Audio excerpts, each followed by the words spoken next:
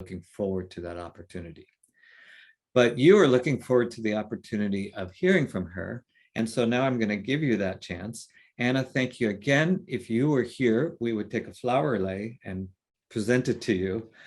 Instead, I'm just going to make a gesture of that shares that aloha with you and hand the mic over to you. Thanks for being here.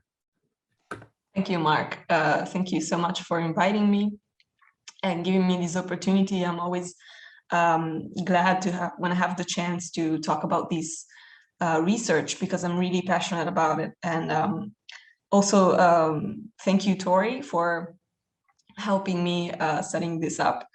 And thank you to all of you who are here. Thank you for being here. So without further ado, I will start sharing my presentation. So today's presentation's title is rather long, and it's Skirts, Compulsory Makeup and Maternity Leave, the construction of normative femininity through job hunting of university students in aging Japan.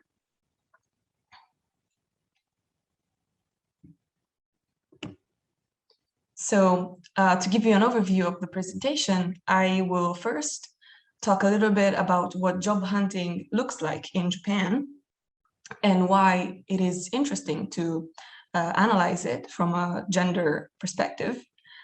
And then I will go over to the methods that I use in my research, the historical and socioeconomic context of my research, and then I will go over to the analysis of gender differences that I found and my conclusions. So now, what does job hunting look like in Japan?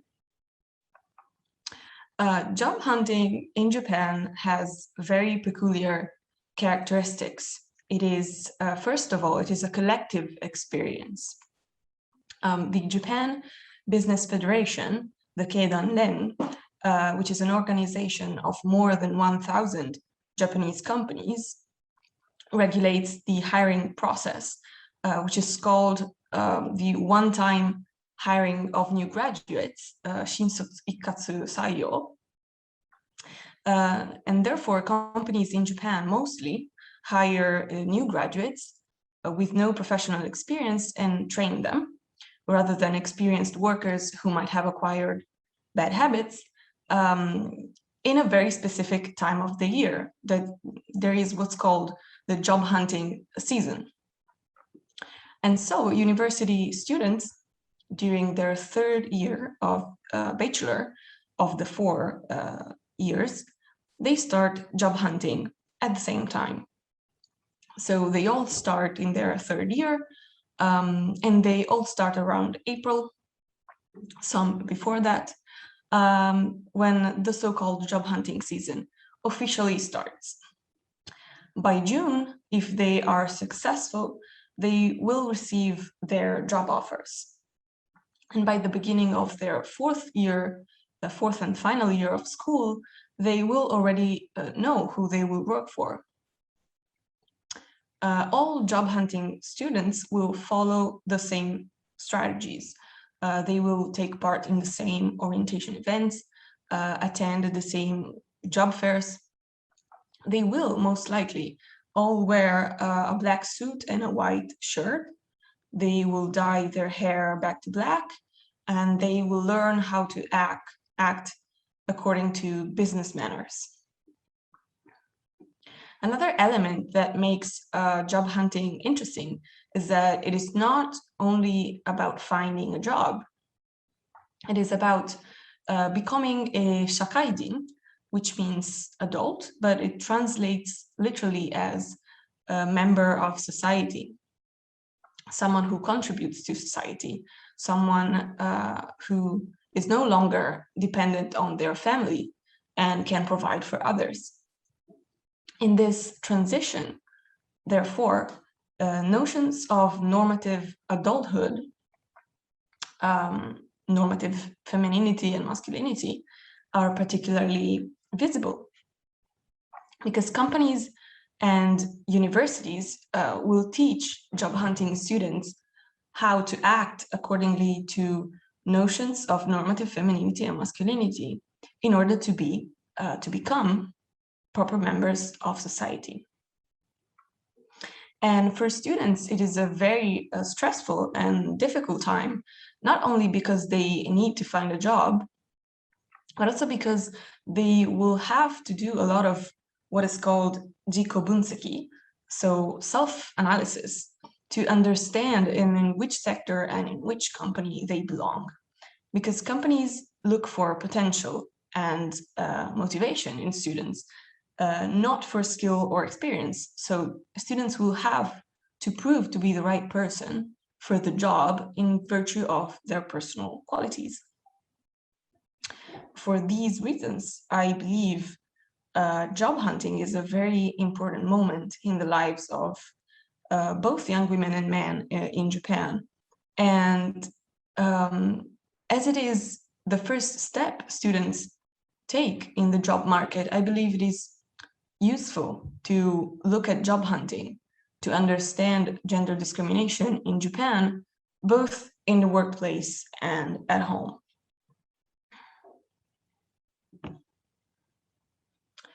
As for the methods of this research, I conducted 9 months of ethnographic fieldwork in Tokyo between 2017 and 2018.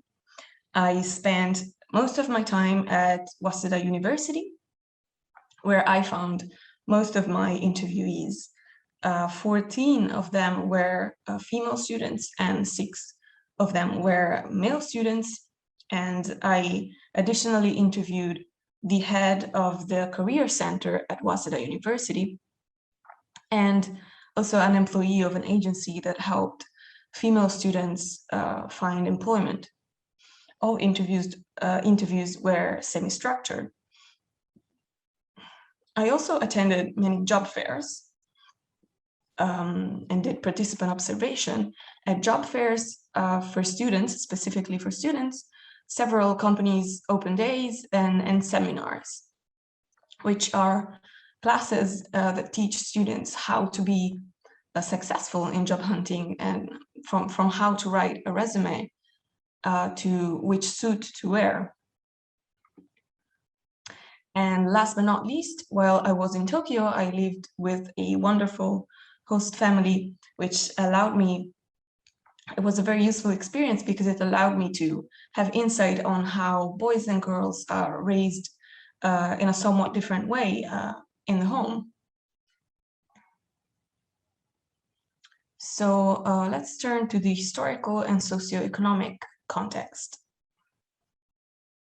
If we examine the history of working women, we see that their participation in the workforce has been far from marginal. For example, women's contribution to the industrialization of the country in the Meiji and Taisho eras was crucial, to the extent that at one point in 1909, women constituted more than 1/2 of mine and mill workers.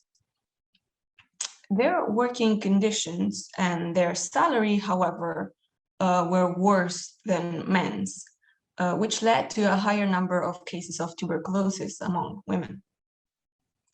In the 1920s, even if women had worked in mines for a long time, they were no longer allowed to work underground because of what started to delineate as the motherhood protection rhetoric.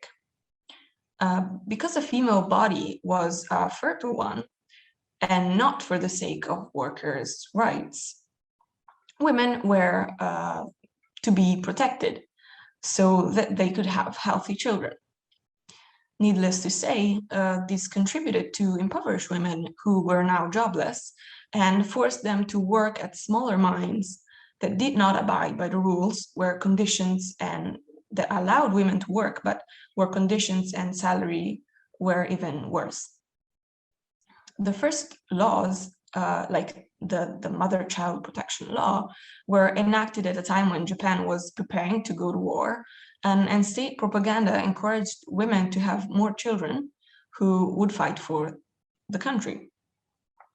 But during the war, the restrictions that prevented women from working dangerous jobs just a few years before were lifted because the men were at war. When the men came back, they were once again forced to leave their jobs. So what is the motherhood protection rhetoric that we've seen glimpses of? It was first introduced in the 1930s by feminists who wanted better conditions for working women. In order for their appeal to be heard by policymakers, they framed it in a way that would be understandable to male policymakers. And so they asked for women to be protected for the sake of their ability to bear children. So the concept was created to protect women's rights, who, I remind you, worked in worse conditions than men and had worse salaries. But it was later used by policymakers in the opposite way, to prevent women to work certain jobs. And it's what we've seen with the law that prevented women from working underground, and therefore to limit women's access to certain jobs. And this happened, this contrasting, like this opposite uses of this concept, this idea of motherhood protection, could happen because of the contradiction that is inherent to this rhetoric. On one side, the need for demographic growth, which calls for motherhood protection, protection of mothers and children, versus the lack, the labor shortage, which calls for women to work. It is interesting to note that this concept, born in the 1930s and used in such opposite ways, characterized the debate around the Equal Employment Opportunity Law in the 1980s. The Equal Employment Opportunity Law was enacted in 1986 when, for a number of decades, the number of women professionals had been rising. And therefore, there was a numerous presence of women in the workplace for the first time after the war. More women were getting a higher education, and they were therefore able to compensate for the lack of skilled workforce. This law intends to end what we can define as direct discrimination. Companies could, before the law, explicitly say that they required a man or a woman for a certain job. But with this law, the Equal Employment Opportunity Law, this was no longer possible, this kind of direct, very explicit discrimination. So this law eliminated, we can say that it eliminated direct, explicit discrimination, but at the same time, the law only offers guidelines, not requirements, doesn't establish requirements, and nor it does establish punitive measures for those who break this law. The biggest result that this law had was the creation of the dual career track system. We are going to talk more about this later on, but it's important to note here that the two career tracks, one managerial and one clerical, that most Japanese companies adopted, basically replaced the more overt gender division of labor. It doesn't say anywhere that only women should work in the clerical track, for example, but the reality is that more than 99% of them are women. So in the last few decades, Japan has experienced an unprecedented decline in birth rate, which has been below replacement level for years now. This resulted in a rapidly aging population and in constant labor shortage. For some time, as a consequence, in Japan, there has been a lot of discussion over human resources management. In short, companies are trying to change the amount of work they require of their employees. And they are trying to give more benefits to their employees in order to keep them happy, basically, to keep them working with their company for longer. A lot of the efforts of companies is put towards hiring and keeping more female employees. Since 2013, former Prime Minister Shinzo Abe promoted what Kathy Matsui defined as Womenomics, this set of strategies aimed at integrating more women in the workforce. Despite Abe saying that Womenomics is supposed to create a society where women shine, the aims of the strategy are to boost the economic growth of the country, to compensate for the labor shortage, and to increase the birth rate. And we must stress this last one. It is one of the aims of Womenomics is to encourage women to have more children. Womenomics does not aim at creating equal opportunities. It's more like they want to give women equal opportunities, but the final aim is to have women have more children.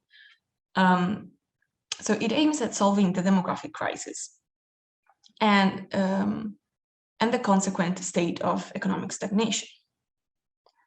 This is very well symbolized by the name of the Bureau of the Ministry of Health, Labor and Welfare that promotes the strategies of Womenomics, which is the Equal Employment, Children and Families Bureau. As we will see, this strategy is not very different from the motherhood protection rhetoric and is necessarily faulted. Now that we delineated the context, let's go back to job hunting.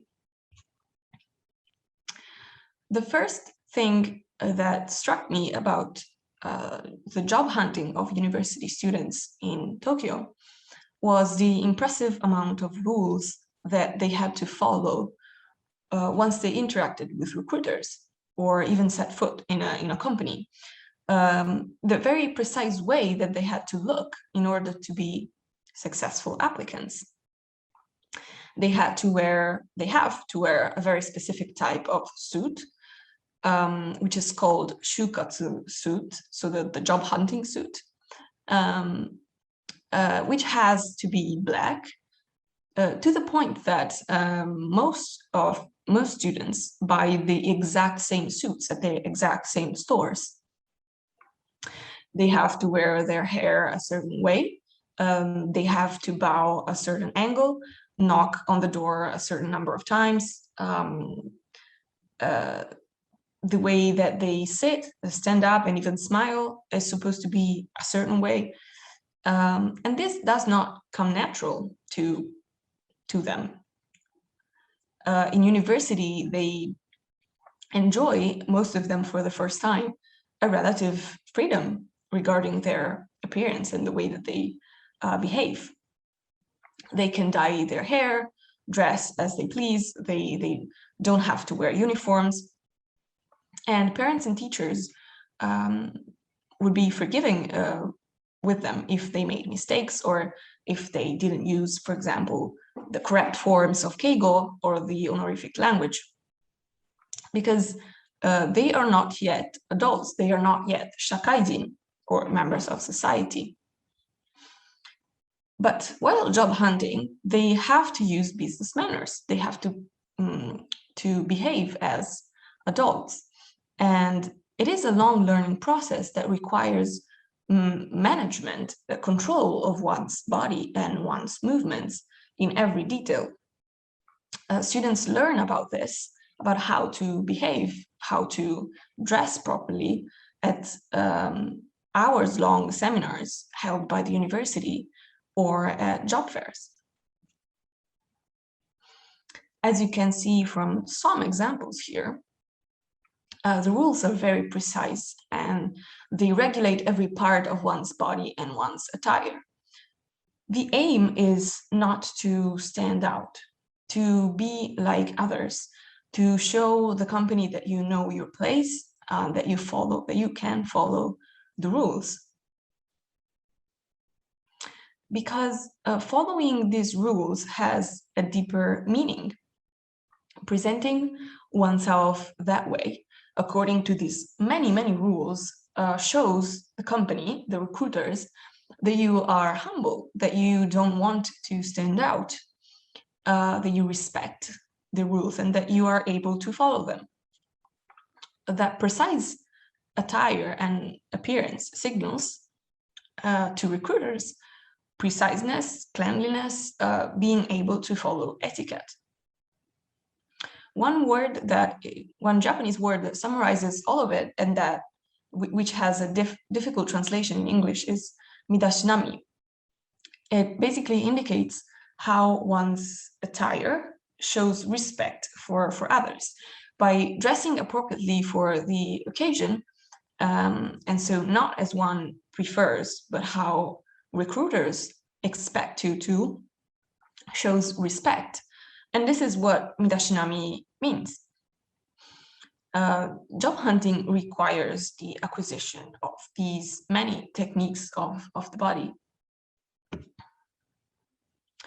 And through techniques of the body, one learns about normative adult femininity and adult masculinity. In a sense, students are molded into proper adult members of society through these techniques of the body that change the way that they present themselves and how they move through the world. They are, in a sense, transformed.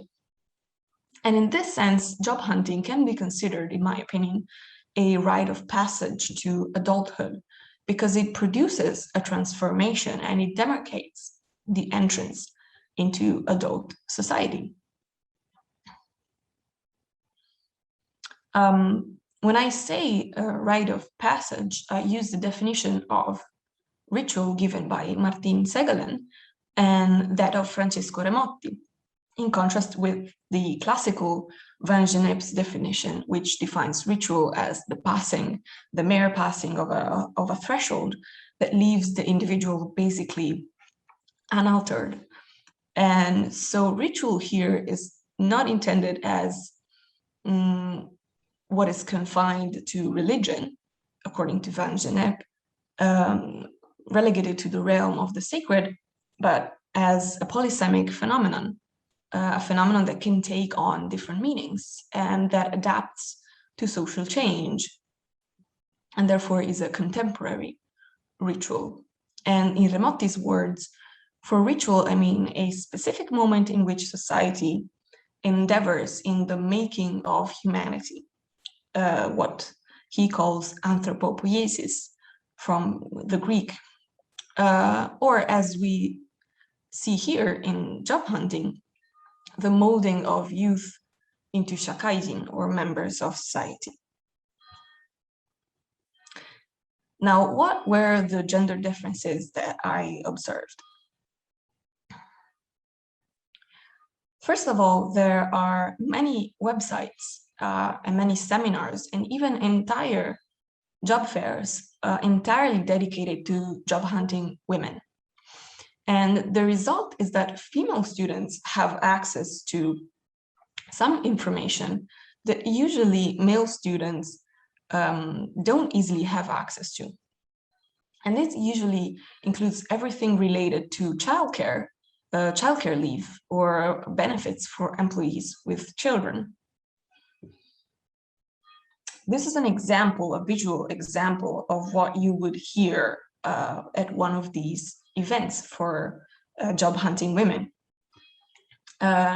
This is a pamphlet, two different pamphlets that exemplify the kind of material the companies target at female students.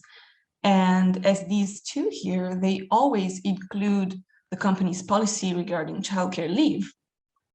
And they usually present their female employees as able to balance work and family. A common theme is what you see here in the title, the phrase "josei no hatarakikata," or a woman's way of working, a woman's work style, let's say. They depict everything related to childcare as inherently feminine and women as naturally wanting both children and a career, and therefore they implicitly are saying that, or explicitly sometimes, that a woman has to work in a different way, differently from how a man works, because they naturally want children and they naturally will be their primary caregivers. But it is not only the flyers, of course. In order to appeal to female students, companies that participate in job fairs for girls usually spend much time explaining about maternity leave, encouraging female students to join their company, to choose their company, because it will allow them to have both a career and children.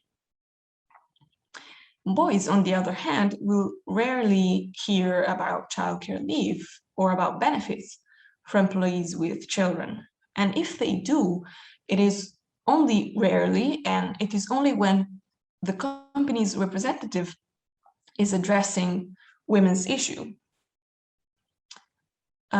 This difference is striking because according to the Equal Employment Opportunity Law, there can be no direct discrimination regarding these policies, and therefore both men and women can ask for parental leave. But they don't have access to the same information during job hunting. And in a sense, companies make female students and they make male students think that taking childcare leave is something that women do. So for men, it is not considered a natural choice, but for women, it's considered the natural choice. Nevertheless, even if the Equal Employment Opportunity Law gives equal opportunities, and even if companies cannot prevent men from taking childcare leave, men and women both have the right to take it. The percentage of male workers who do take it is extremely low, and those of female workers who take it is extremely high. It has to be noted that here that even those men who do take childcare leave often take just a few days. Another topic that is covered only at girls only job hunting related events is that of clerical and regional track. As I mentioned earlier, this was the main effect that the Equal Employment Opportunity Law had, the creation of the dual track system. Here you see 3 tracks because some companies created a third one, the regional track. Not every company has it. As Lamb writes, this division in tracks fulfills the equal treatment requirements of the law, but it also automatically justifies the differential wage systems, training and promotion opportunities in different career tracks. The managerial track is strongly associated with masculinity because it provides career advancement, high salaries, and it also requires much longer hours, and compulsory transfers, all things that are almost impossible if one is the main caregiver of his or her children.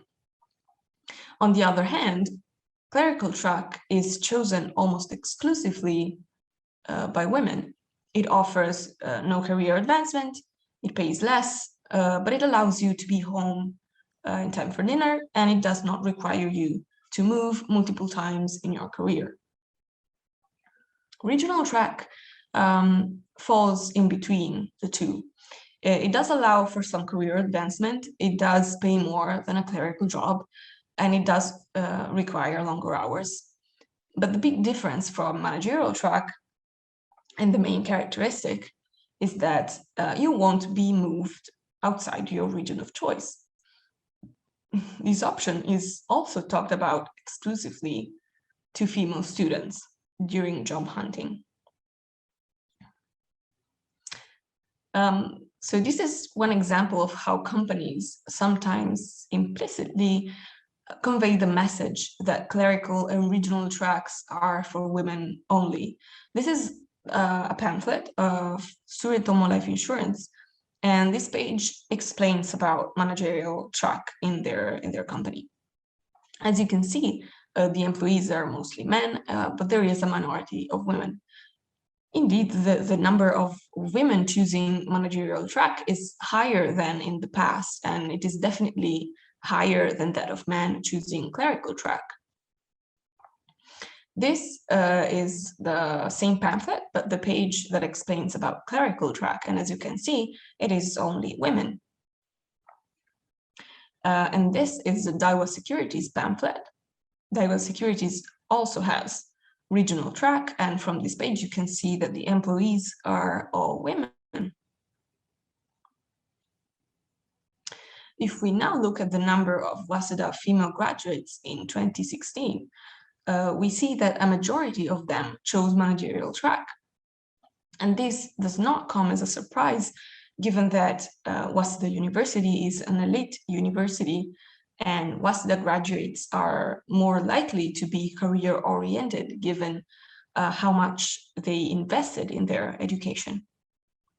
But we also see that 35% of them chose a regional track job, and 5% chose a clerical job.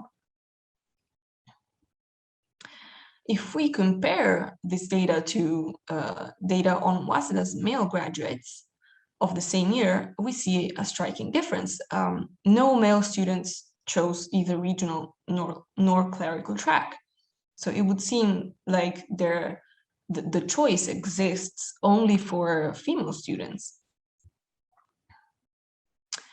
So what does the often used phrase "to work like a woman" mean? Usually, companies stress the importance of working for a long time, or nagaku hataraku for women. That is to say, to go back to the company after taking childcare leave, not to stop working. The phrase is usually associated also with another one, which is to find one's working style, jibun rashiku hataraku. It is taken for granted that women are somewhat different from men, and that it is natural for them to want children and to want to be their primary caregiver. And therefore, it is taken for granted that women must be somewhat creative in finding strategies to have a career and also be a mother. Last but not least, work-life balance is another word that keeps coming up at girl-only events, meaning more or less work-childcare balance, because it is always a matter of balancing work duties with family-related duties. Another element that characterizes a woman's job hunting is makeup. When it comes to midashinami, or the right attire to show respect for others, for girls, there are a whole set of rules that do not apply to boys.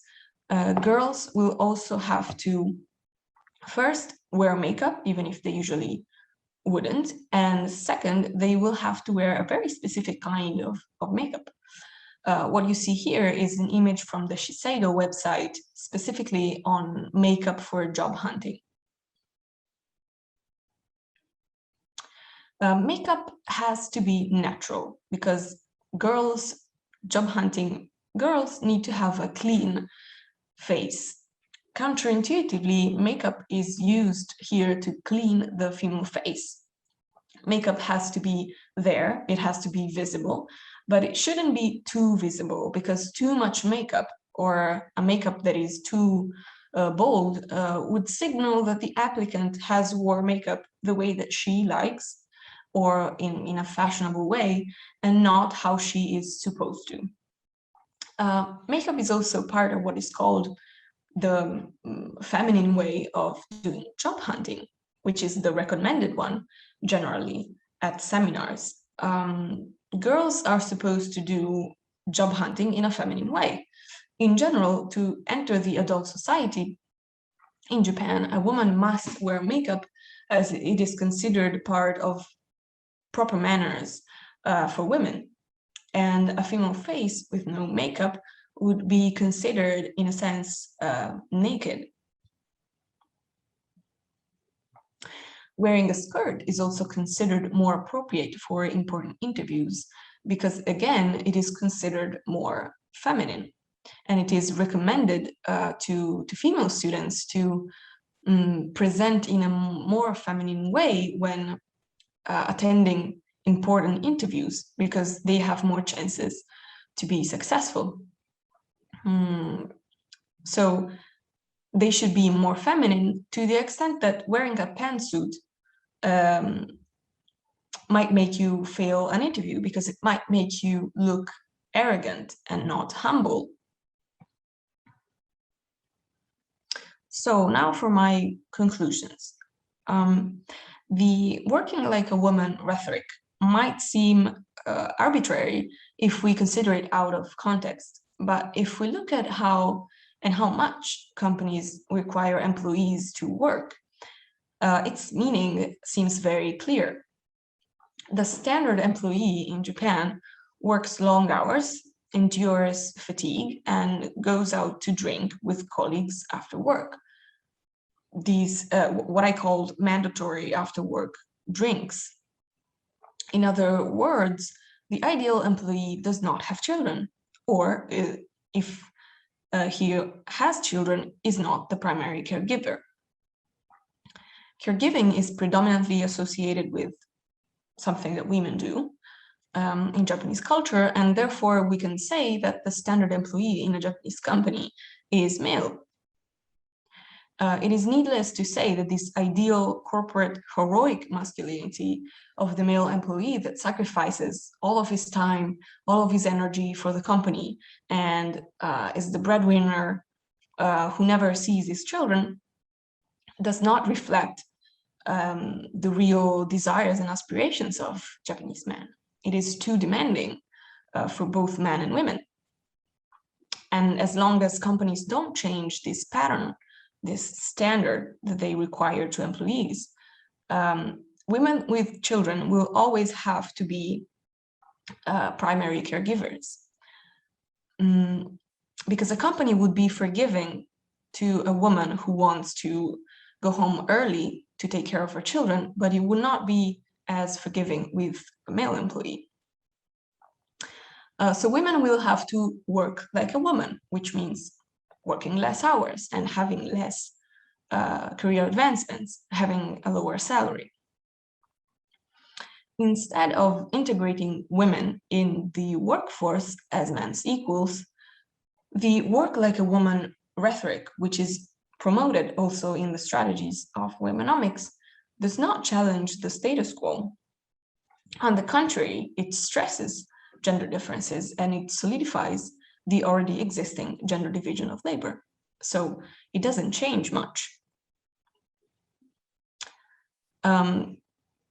So we've said that the standard employee in a Japanese company is male, and we can say that Japanese traditional companies are symbolically masculine, much like the army can be.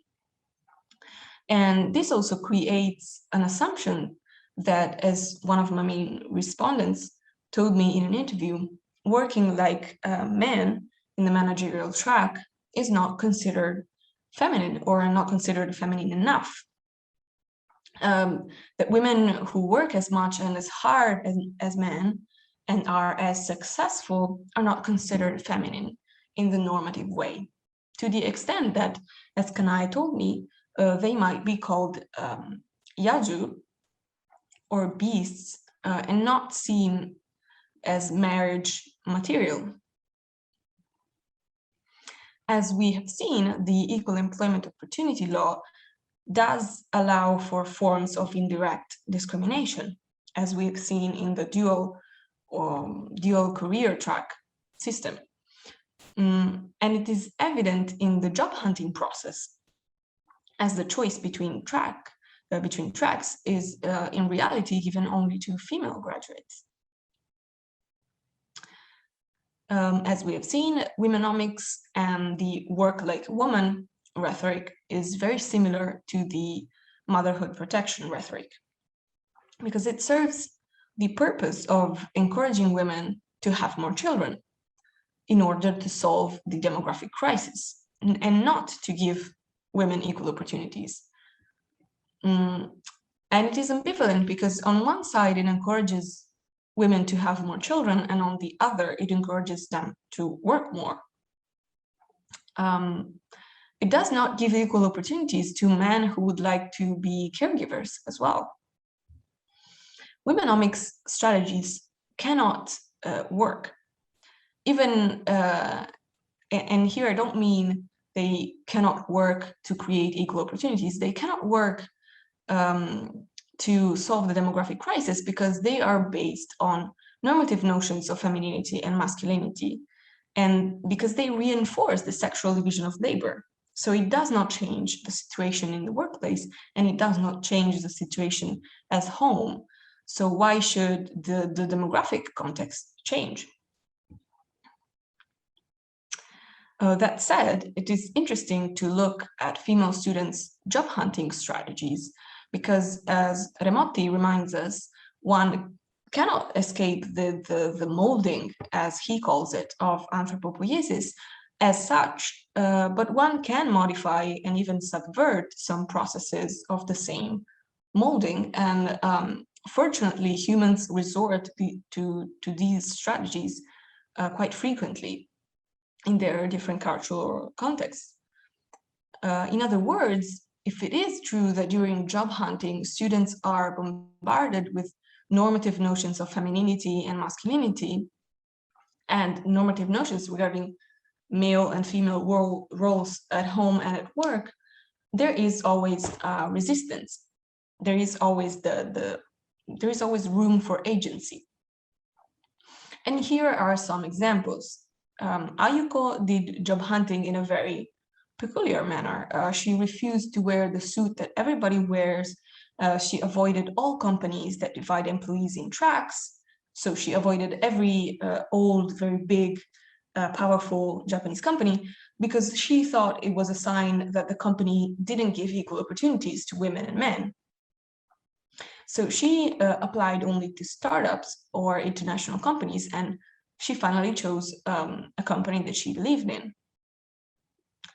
I didn't buy into the company's promises regarding the possibility of having your same job back after maternity leave, and so she decided to base her choice on more concrete factors, such as the percentage of female employees in managerial positions.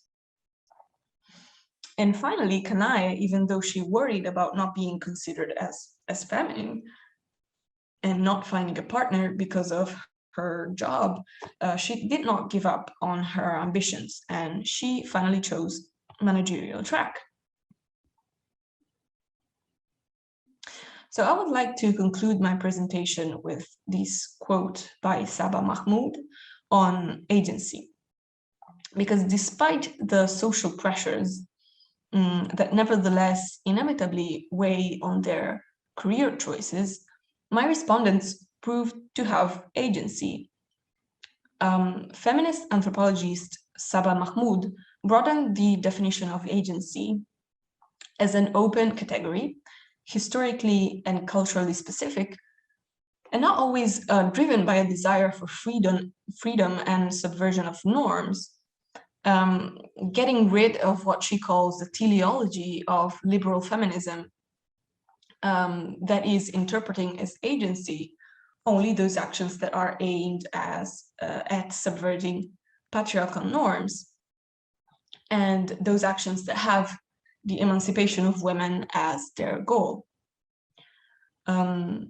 So agency, not as a synonym for resistance to relations of domination, but a capacity for action that historically specific relations of subordination enable and create. So agency is therefore understood as the ability to act effectively to achieve a goal. This definition allows me to better interpret the choices and the concrete stories of my respondents for what they are, well-calculated and conscious strategies to circumvent the obstacles they find when they are preparing to start their careers. Thank you.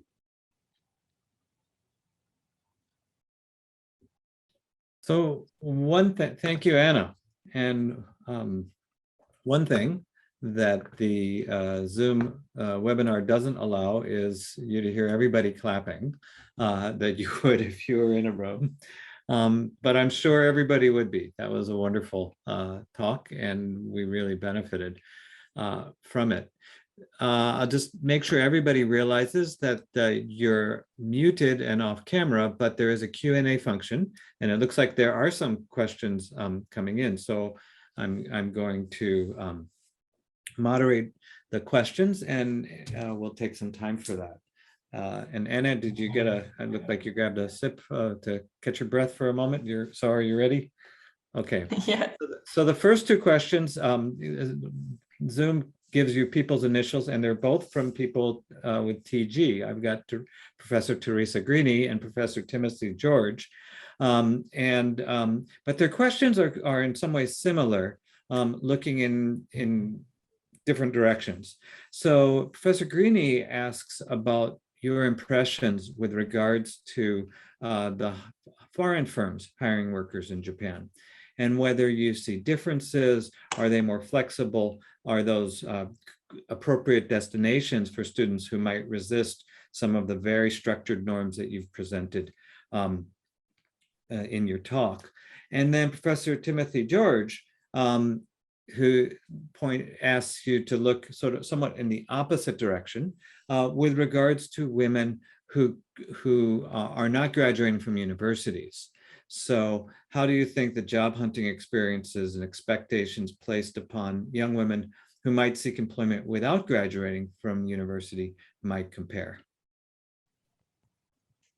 Okay, so to answer the first question, I think foreign firms might or might not adapt to this pattern, depending on how long is their history in Japan, I would say probably, and if they belong to the Japan Business Federation or not.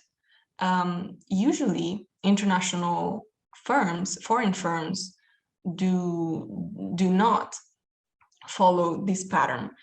They might recruit in a completely different way.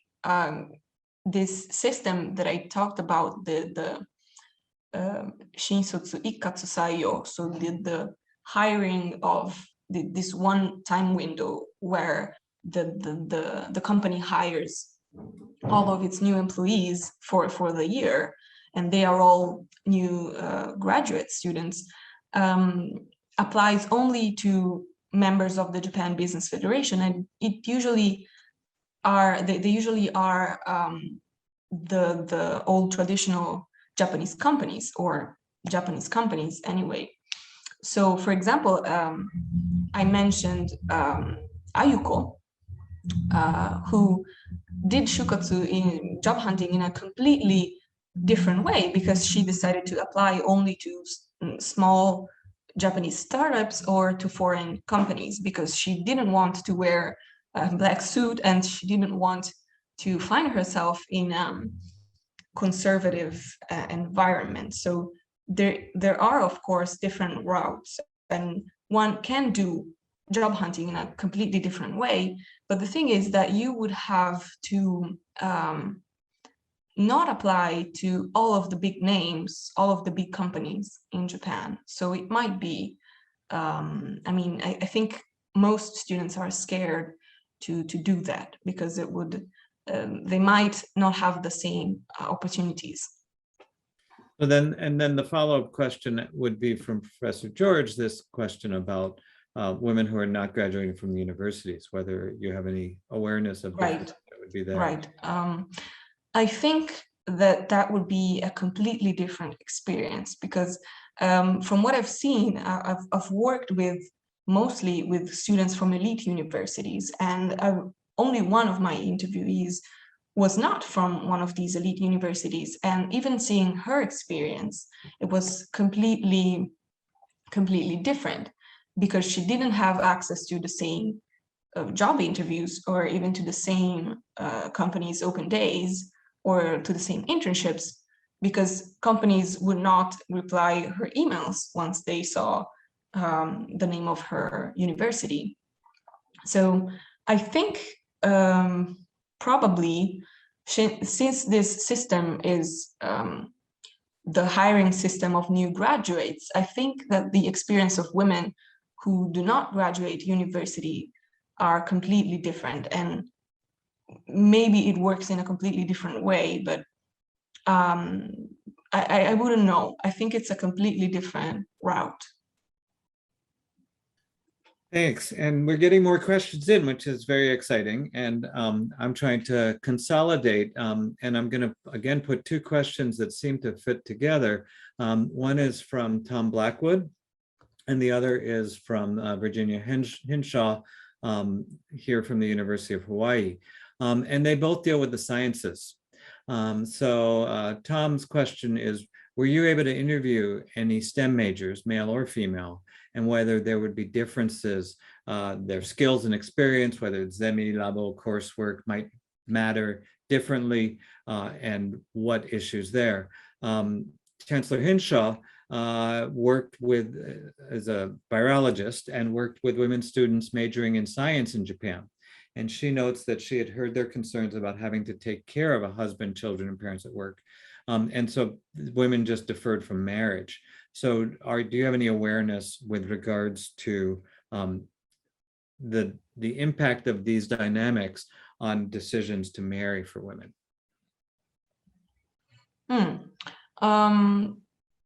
So to answer the question about STEM majors, I think, well, it's a completely different, if you enter a job fair, they usually have two sectors. There's the humanities graduate students sector, and then there's the STEM student sector. And it's completely different because they are actually, I think, selected in based more on their knowledge, on their skills and their experience. So, well, to a degree, because I think that in the same way, they will have to undergo years of training once they are hired at a company, because of course, they value more skills and experience in a STEM student, but still, one very important thing for companies is that the student can be trained and can be trained to work in the way that the company wants. So yeah, I can't see the question anymore. I'm not sure if, yeah, here it is. I've moved the questions over to answered in the box so that others can see what the questions were asked. So the rape marriage decreased in Japan. Yes, a lot of women and men are either delaying marriage or avoiding marriage altogether. So this is also one of the concerns of the Japanese demographic crisis. Women are marrying less, less and less, and they are having less and less children. So yeah, of course, it seems like women are privileging their careers over marriage and both marriage and children. So these were the... We've got two more questions, and then we can, if others have questions, go ahead and put them in, but I think we'll wind up in terms of our presentation with these two.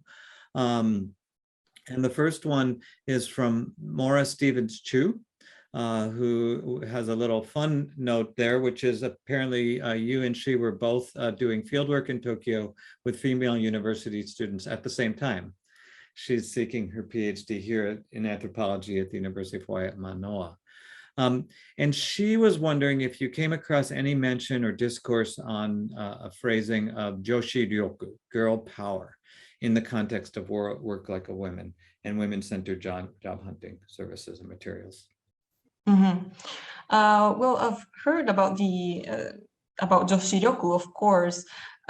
Surprisingly, I would say, I didn't hear this phrase at these kind of events, or even in the material regarding josei no hataraki kata, so the women's way of working. I haven't heard it used in this context, but I think it's very, I mean, it has a lot to do with, of course, these assumptions, these same assumptions. Joshi ryoku, girl power, for who is not familiar with this phrase, funnily enough, it refers to a feminine ability, like the way women might be better at some things, like doing laundry or cooking or serving their friends when they are at a nomikai, when they go out drinking, and they maybe one of the girls starts pouring drinks to others. Others might praise her joshi ryoku, her girl power. So yeah, it definitely is interesting, and it definitely is based on the same assumptions. So it sounds as if it might be sort of girlness, and then have different variability of how that would play out. And maybe we need to get you and Maura connected up further, since you've already been out there. Of course, that would be great. And then finally, I'm going to bring up the questions from Naoki Itakura, who points out that she graduated from one of the private universities in Tokyo, and is highly familiar with it. And she suggests that in her time, there's not just gender differences, but peer pressure. And the way she's explaining that is that the friends group together, and then it sounds like those who are off looking for jobs at this elite university sort of clustered, and that Ms. Itakura felt somewhat isolated from her friends when she was working on applying to graduate students. So did you see dynamics with regards to peer pressure within your research, or would you consider that as something for further attention? Yeah, of course, peer pressure was a great factor. I've seen many of my respondents actually deciding to do shukatsu, to do job hunting, just because it's something that you have to do. Like it seems so terrible to miss out on job hunting, because it's considered so important. Because if you don't find a job during that season of job hunting while you're in your third year of university, companies will start asking you, like, why didn't you find a job last year if you repeat the job hunting season? So if you miss out that year, things are going to be much harder for you even the following year. So I've seen at least 2 of my respondents change their plans. Like Kanae wanted to start an NGO, and she wanted to do that, but then the job hunting season started and she felt like she had to participate, and she did. So she changed her plans altogether. And also another of my respondents, Nanaka, she also wanted to keep studying, but she had to at least like participate for a few weeks in the job hunting process to finally decide that she did not want to take part in it. And she decided not to tell her friends because she was afraid that they would make her feel like she was missing out, and she didn't want to doubt her own choice. So peer pressure is definitely a huge factor. Well, we've not missed out. We've been very, very fortunate to get tonight's talk. And I want to thank you once again. And I have a very a technical question, and then I wind us up. And that is, if people would like to reach out to you with comments or more further, would you like that to be fielded through us, which would be there? Tori just clicked on board, and that's our graduate associate from the Center for Japanese Studies. That would be cjs@hawaii.edu. Or would you, if it's entirely up to you, if you want to put your address in the chat, we can field. I can do, yes. If I write it in the chat, would everyone see it? If you set it to everyone, then everyone will see the setting there. While you are doing that, I want to thank everyone for coming. Again, I'm just having, because I recognize a lot of names and friends, it's wonderful. And as I said, also the time zones is really remarkable. Anna has given us permission to record this, and we hope that it's all worked well. We'll find out, but I'm confident. And then we are setting up a new YouTube channel. So once that comes up, we will get this up and available to, if anyone would like others to see this talk. Please follow us on social media. We're in all the good ones: Twitter, Instagram, and what am I missing there? Facebook. And we also have a mailing list. And again, you can write on, I'm going to drop in or to our mailing list if you want to go on, is write to cjs@hawaii.edu. I want to thank the CJS team, and Tori is on camera. Gay is hiding behind her nameplate. But Tori is our graduate assistant who really took care of all the hard work here in making this happen. Gay is the associate director of the Center for Japanese Studies, and keeps us going on a day-to-day basis in a tremendously important way. With that, I think, Anna, unless there's anything else that you would like to share? Oh, I would like to once again thank everybody for being here, and thank you for your questions. And if you feel free to contact me if you have any comments or questions. I would be very happy to answer them. And there we go. So aloha to everyone. I think when you click off, you're going to get some survey questions that will help us. So please do follow up with that.